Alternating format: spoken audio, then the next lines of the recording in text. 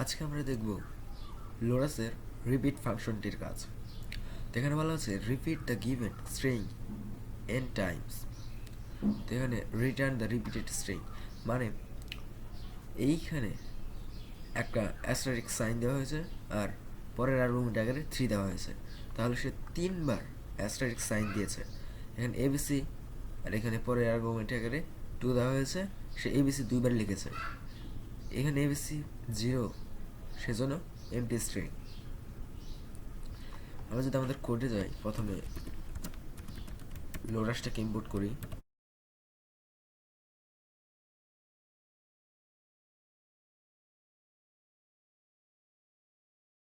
লোডাসটাকে import করার পরে একটা ভ্যারিয়েবল রাখি, লাইট str স্কেল টু হ্যালো।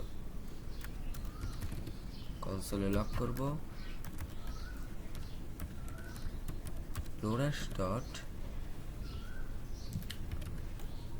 রিপিট।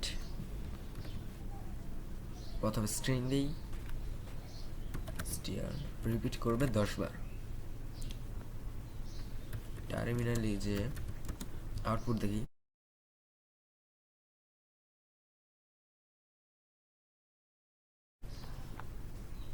হ্যালো 10 বার এসেছে।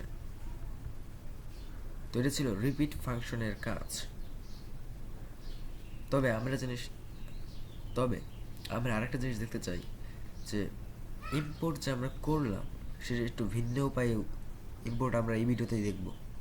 যেরকম এইভাবে রিপিট, যখন আমরা এইভাবে ইম্পোর্ট করব তখন লোডাসকার এইভাবে ব্যবহার করতে হবে না, তখন আমরা সিম্পলি রিপিট ফাংশন কল করব। এইখানে str এবং 10 বার।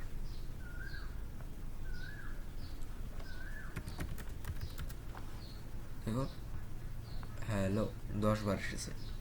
তো এটা ছিল রিপিট ফাংশনের কাজ।